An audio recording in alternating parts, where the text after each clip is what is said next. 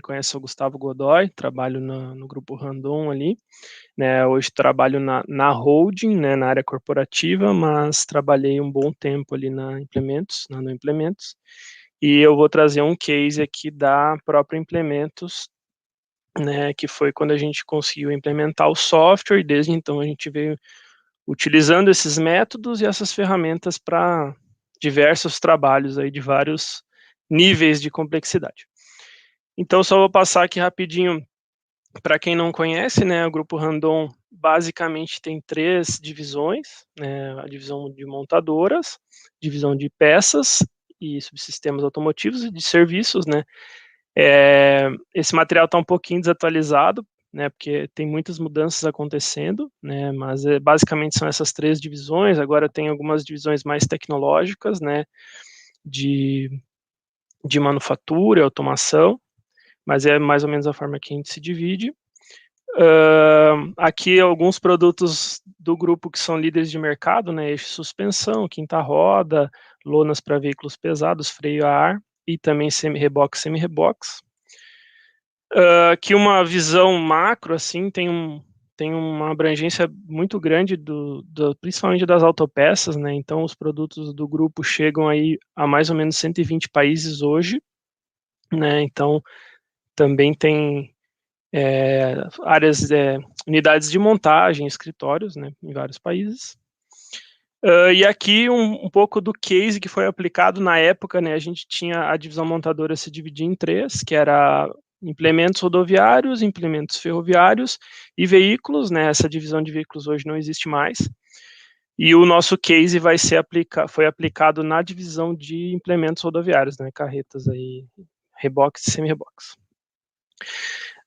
Por que a gente trabalhou em cima desse mercado, né? Então, a gente começou no final de 2016 com esse trabalho, com essa discussão, e a gente vinha numa queda no mercado, né? Por mais que o nosso market share aqui, que é essa linha, estava ali entre 25% e 35%, né? O mercado, desde 2013, tinha caído 67%, o tamanho do mercado, né? Então a gente estava mantendo o share, né, eu caí um pouco, mas estava mantendo, mas o mercado era muito menor, né? Então a gente precisava ter alternativas ou discutir um pouco mais o desempenho dos produtos para ganhar share ou para que eles tivessem uma margem maior, né? Então um caso que a gente pegou muito forte foi o caso do furgão, que ele acompanhou essa queda no mercado, né, então de 2013 a 2016, o mercado de furgões encolheu praticamente 80%, né, e o nosso market share também estava caindo. Então foi o caso aí que foi o primeiro caso que a gente pegou para atuar, né, e aí explorar a metodologia em cima dele. Na época a gente resolveu fazer uma célula nova para trabalhar com esse assunto, né, então era uma área que trabalharia de uma forma cruzada aí com engenharia do produto, manufatura, marketing, compras, controladoria, PCP, né, logística e melhoria contínua. Então foi criada uma célula com um pouco de autonomia para permear nas áreas, né. E a gente tinha 2 engenheiros do produto, um engenheiro de manufatura, a gente estabeleceu várias rotinas com os líderes, né, especialistas das áreas, a gente tinha reuniões semanais com a diretoria, a gente conseguiu acesso a todas as informações necessárias, né, porque a gente trabalhava em silos, né, então, eu não quero passar a informação dos meus dados de produção, eu não quero passar a informação dos meus custos da lista técnica, eu não quero passar informação de margem, tinha um pouco dessa barreira, né, e a gente conseguiu vencer ela. A gente tinha autonomia para questionar as decisões e os processos, né, e propor novas soluções.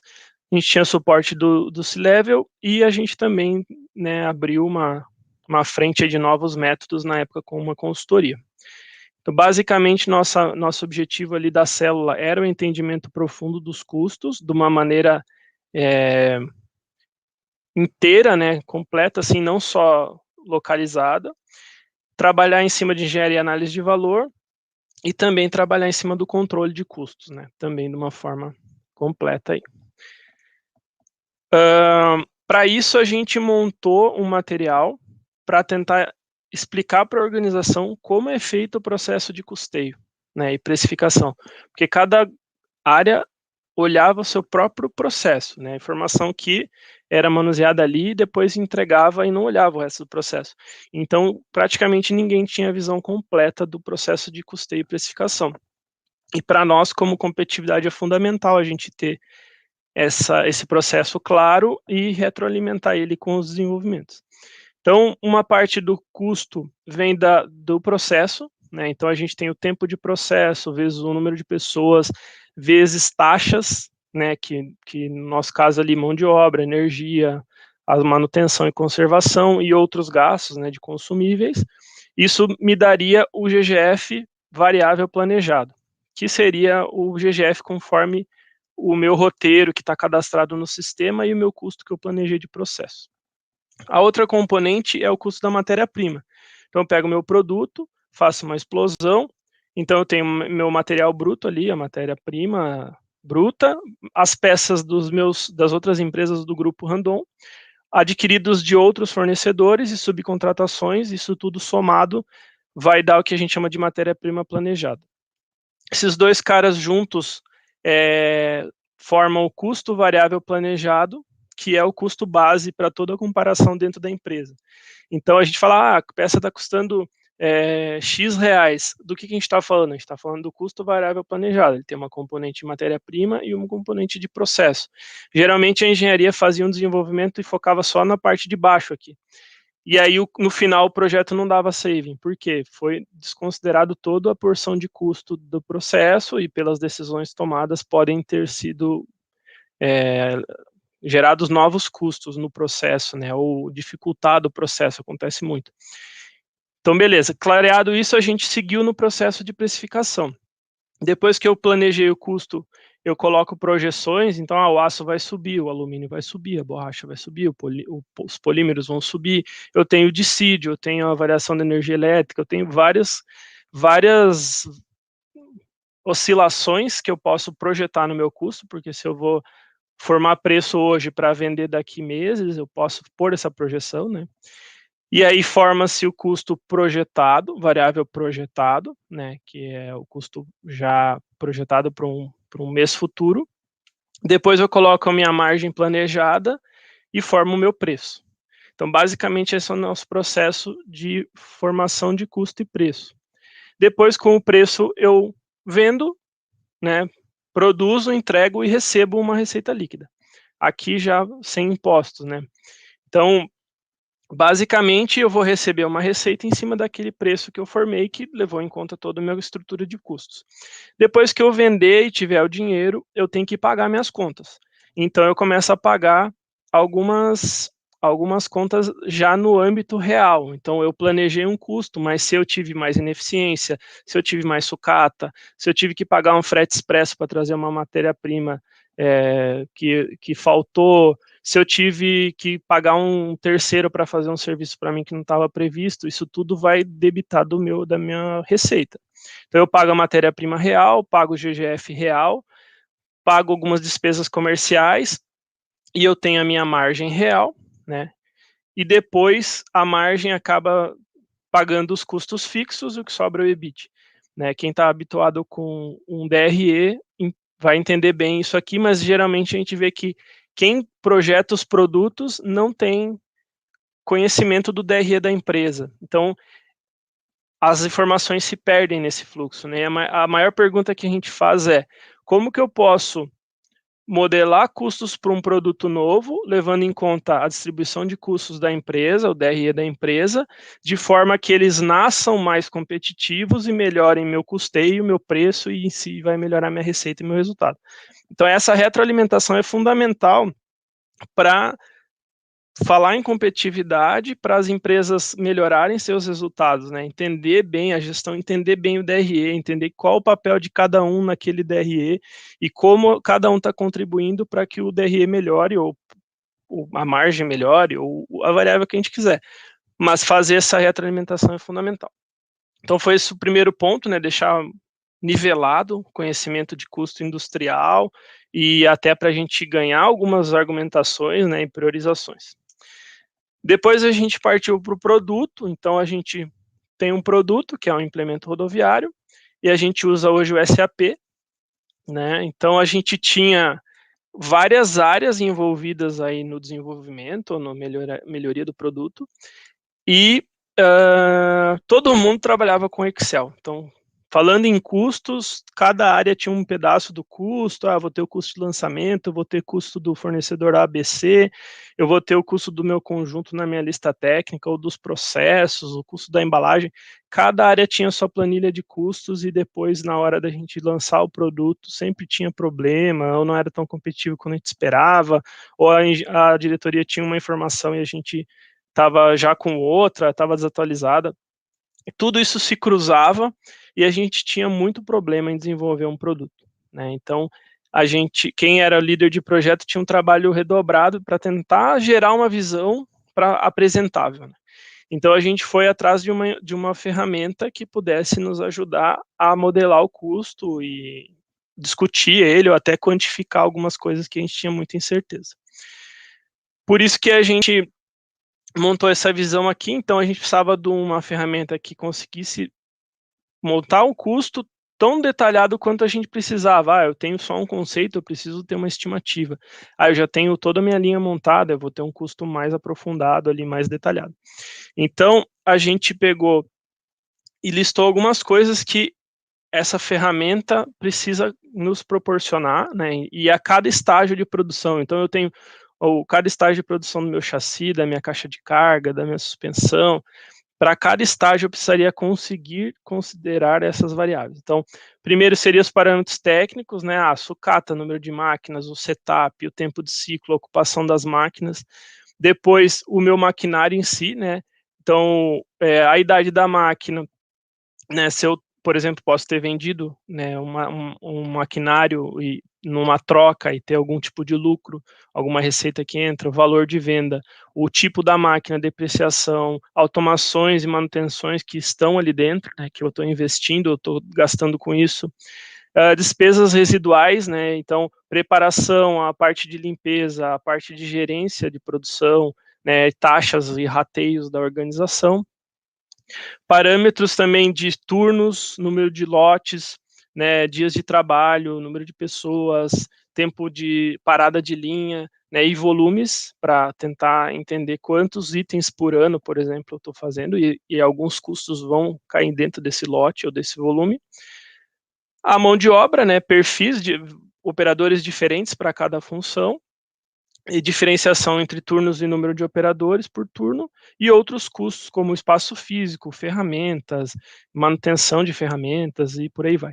Então, é um cenário bem complexo, que muitas vezes a gente não vai querer considerar tudo, mas a gente pode querer fazer um custo muito detalhado para comparar uma máquina, o processo A com o processo B, e aí a gente encontrou aí a solução da Siemens, que é o Siemens PCM, né, que a gente fala, que é o Product Cost Management, que ele é capaz de colocar tudo isso e mais algumas outras coisas no modelo, por estágio de produção, por planta, por mês, por N variáveis, mas muitas vezes a gente acaba não usando todos esses dados. Então a gente pode fazer muitas coisas com modelos mais simples, mas tem esse recurso.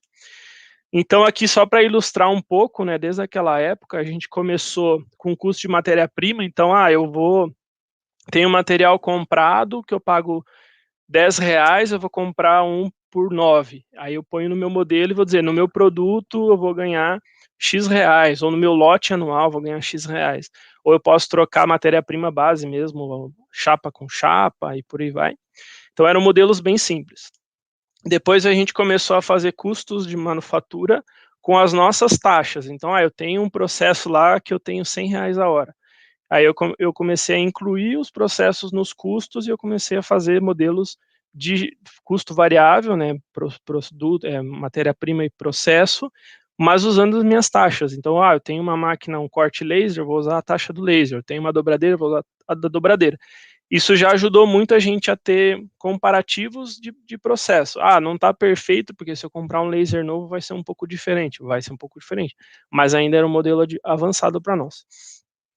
Daí a gente começou a explorar isso, centros de custo detalhados. Então eu consigo colocar a pessoa que vai operar lá, o quanto eu vou gastar em manutenção, energia elétrica, a minha ocupação da máquina, o custo da máquina, o espaço que ela ocupa, e por aí vai. Posso pôr inúmeras ferramentas, parada de setup, quantos ciclos a ferramenta aguenta.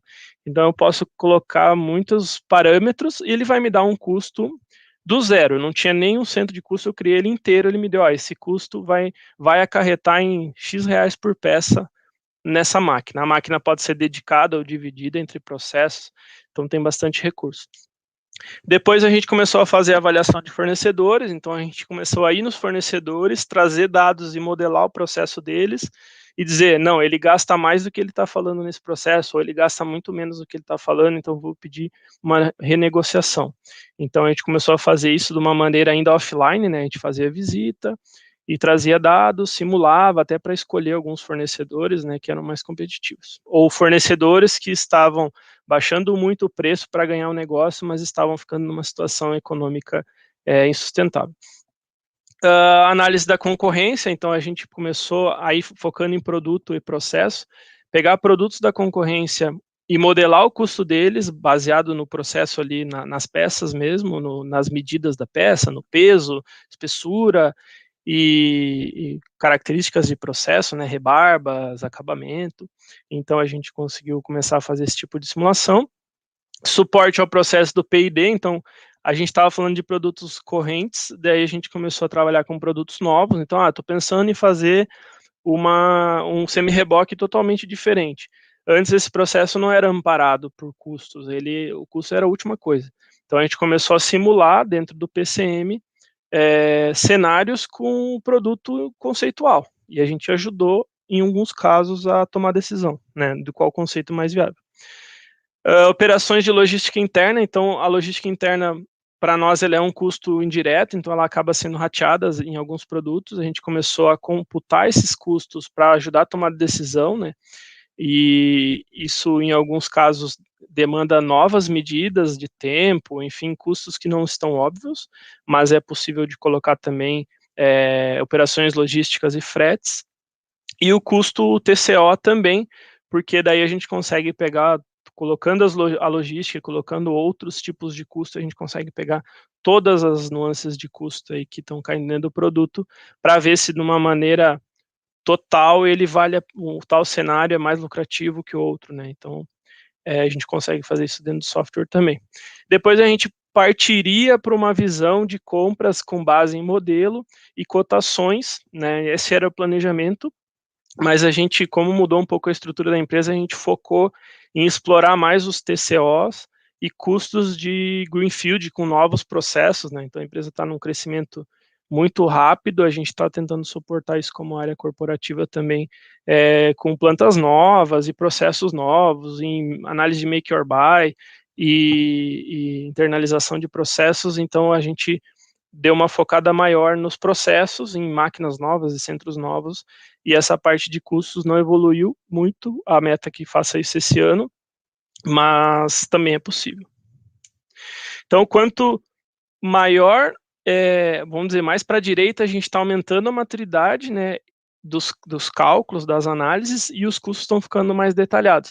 Não quer dizer que precise começar pelo custo mais detalhado. A gente já conseguiu reduzir muito o custo com os cálculos bem mais simples. Durante o treinamento, inclusive, a gente conseguiu fazer análises que nos pouparam aí 60 mil, 100 mil reais no treinamento, comparando peças. Então, dá para começar com modelos bem simples e depois começar a criar maturidade, até ter equipes e pessoas mais qualificadas para montar modelos mais complexos aí, que envolva viabilidade, envolva um cálculo de payback, por aí vai.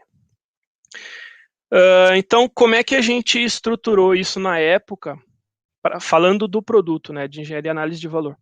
Então, a gente fez uma análise funcional, que é esse diagrama aqui, focado num produto, na época o furgão, que a função dele é transportar carga paletizada, daí a gente foi quebrando essas funções, né, em funções menores. A gente montou uma matriz funcional de custos, que cruzava os custos por subsistema e os custos por função, né, e aí nos deu as nossas prioridades aqui. Depois a gente foi para o mercado fazer uma percepção de valor, uma pesquisa de percepção de valor dos clientes, visitou vários clientes em vários mercados diferentes, cruzou a percepção deles em relação às nossas funções e atributos com um diagrama que a gente chama aqui de diagrama de Kano, que é um diagrama de percepção de valor, que diferencia atributos atrativos de atributos de performance e atributos básicos, conforme o comportamento aqui da satisfação dele e a nossa qualidade de execução. E aí a gente fez uma análise da concorrência, pegou produtos da concorrência, desmontou, comparou com os nossos, verificou detalhes construtivos, né? E tudo isso a gente modelou no sistema da Siemens, né? Pegou os nossos custos, em algum produto a gente tinha feito até um detalhamento do processo, um VSM, colocou no modelo, aí quando chegou o produto da concorrência a gente colocou do lado, e a gente começou a gerar um terceiro cenário, quarto cenário, né? E começaram a aparecer coisas novas ou coisas diferentes do nosso produto. Com tudo isso, a gente conseguiu fazer workshops, né, a parte da criatividade ali, que foi mencionado. Então, a gente fez workshops temáticos com subsistemas, chamando fornecedores, né, em uma série de workshops. E aí a gente voltou e modelou mais. E depois que a gente tinha todas as oportunidades com um nível de quantificação interessante, para diminuir um pouco da incerteza, a gente fez um fórum de aprovação, e aí foi decidido pela organização, inclusive até por gestores dos fornecedores, junto, quais seriam as prioridades, o que ia avançar ou não, e qual era o potencial esperado. Então, todo esse ciclo terminava com um plano de execução. Aqui um exemplo, então, a gente tinha lá na época um furgão carga geral, né? A gente tinha vários problemas nele, mas a gente fez uma revisão de portfólio e atributos de série, que a gente tinha um produto com muito mais atributos do que a concorrência, e a concorrência esperava um preço igual, mas o nosso produto não era igual, então a gente tirou os atributos para ter um preço igual, ou parecido, mais próximo, e se o cliente ainda quisesse aqueles atributos, ele teria que pagar mais, né? Então a gente só, vamos dizer assim, quem queria mesmo escolhia pagar, quem não queria comprava o produto sem aquele atributo. A gente trabalhou conceitos de modularização e simplificação, processos alternativos, né, com custos menores, revisão dos processos de acabamento também com um valor mais adequado ao mercado, ferramentais específicos para ganhar em tempo de processo e custo, né? Revisão da quantidade de solda fixadores, em alguns casos a gente tinha muito mais solda, ou muito mais fixadores que a concorrência para aplicação, por N motivos históricos ou produtos de diversas aplicações terem um padrão, a gente questionou isso, desenvolveu novos fornecedores e a gente intensificou iniciativas Lean ali para deixar o processo um pouco mais enxuto.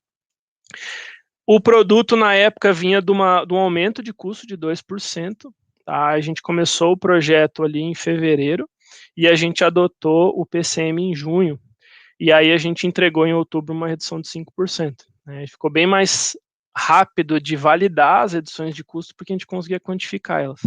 Né? Então, a gente pôde optar entre reduzir o preço do mercado para ganhar volume, ou a gente reduzir nosso custo interno e manter o preço para aumentar a margem. Como o produto estava com problema de desempenho, a gente pôde ter o luxo de escolher isso, né? Então, na época, foi feita uma escolha para a organização que levou ao resultado dessa família de produtos a aumentar. E a gente levantou muitas oportunidades que dentro da análise de valor não foram possíveis, porque são iniciativas mais longas, e a gente alimentou um projeto de engenharia de valor, que aí lançou um furgão novo, né? A gente conduziu aqui uma otimização do furgão, uma análise de valor, e depois teve um projeto aí que durou 2 anos, que foi realmente lançado um furgão novo com inúmeras mudanças. Então, aqui um exemplo, né, durante esse projeto de engenharia de valor, a gente simulou inúmeros subsistemas, então te ajudou em vários pontos do produto na tomada de decisão, no revestimento, nos perfis internos, no assoalho, rodapé, na traseira ali nas portas, no quadro traseiro, na base, vários componentes. Então, cada parte do projeto pôde ser simulada para ajudar a tomada de decisão. A engenharia desenvolvia 1 ou 2 ou 3 soluções e a gente comparava com o produto atual e ia refinando o trabalho, como se fosse um trabalho de CAI mesmo, né? Eu fiz uma solução, quero ver se ela está boa. Nesse caso aqui, com uma visão de custos. E aqui tem um exemplo legal, que é um exemplo de processo. Então, a gente tinha oportunidade de fazer 3 itens perfilados desse produto. E aqui seria o novo desenho, tá? Só que a gente não tinha esse processo de perfilamento interno. Então, a gente fez primeiro uma otimização com base na função, né? Toda aquela conversa de função a gente considerou aqui, porque tinha algumas coisas que não faziam sentido para a função que esse item desempenhava, né? Ou fazia sentido no passado e já não era mais a realidade. E aí a gente fez, como eram 3 peças diferentes, a gente viu que a gente ia precisar de 3 perfiladeiras, uma para fazer cada uma, com o cenário daquela época. E a gente não tinha nenhuma perfiladeira, né? Então era uma tecnologia que a gente não conhecia e a gente não sabia quanto ia custar.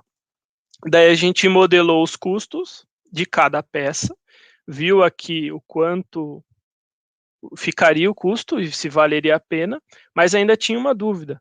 Qual que eu devo fazer primeiro? Eu tenho 3 caras, eu tenho que investir em 3 máquinas, eu não vou investir nas 3 ao mesmo tempo. Qual dos 3 eu tenho que fazer?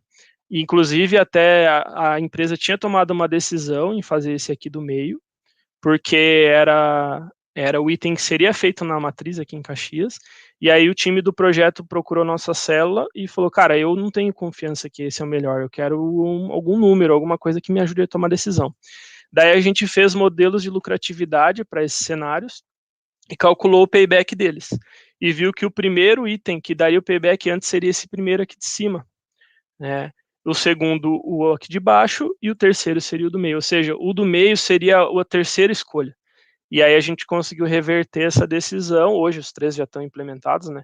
Mas com o software, com as análises, a gente conseguiu mostrar o que seria mais lucrativo para a empresa, por causa do volume, por causa da redução, aí, enfim, são vários parâmetros que entram, né? Até pelo custo da ferramenta ser menor, e tinha uma série de vantagens. E a gente conseguiu mostrar com a ferramenta, né? Com o trabalho em conjunto aí entre as áreas. Então, aqui só para encerrar, né, aí pegando o que aconteceu depois, né, o mercado retomou, né, de 2016 para 2018 aumentou 93% do mercado, mas o mercado da Randon aumentou 153%. Então a gente foi aí, bateu 40, 38% de market share, né, que era um recorde na época. E então a gente conseguiu acompanhar a subida do mercado, ganhando competitividade, né, ganhando margem, enfim, foram anos bons. Isso se manteve até hoje. E o furgão também, né? Ele subiu, o mercado voltou, retomou 180% e a gente conseguiu retomar 260%, aumentar a nossa participação. Então, isso mostra que deu um fôlego para o produto. Claro, depois foi lançado um produto novo e com vários atributos e conseguiu consolidar isso, até ganhar mais, mas deu um fôlego para o produto que estava decaindo, vamos dizer assim. Então, aqui a gente tem, eu listei algumas coisas que seriam vantagens de ter uma modelagem detalhada de custos, né? Então, a gente consegue aqui, para a engenharia do produto, avaliar custo nas fases iniciais de conceituação, né, e decisões objetivas durante a pesquisa e desenvolvimento. Então, ajuda muito quando o projeto está numa fase embrionária a tomar decisão. Por isso que a gente fala que o projeto, uma engenharia de valor teria que ser realizada antes da empresa se comprometer com investimentos, né? Então, teria que ser desde a fase de conceituação mesmo do produto.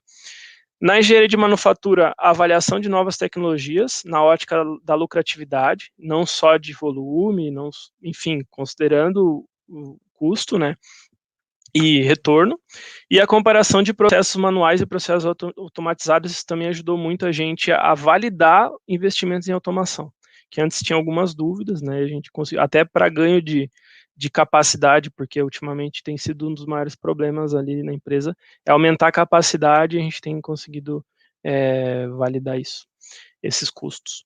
Para marketing, análise de custo do portfólio de produtos, né? Então, às vezes eu tenho um atributo que eu quero pôr no produto, eu não sei quanto vai me custar, eu não quero saber o custo com aquele atributo e sem, né? Ou saber o que a concorrência está fazendo. E também a parte de cotações pode ser ajudada por essa ferramenta, né? Porque diminui o tempo de processo e aumenta a precisão.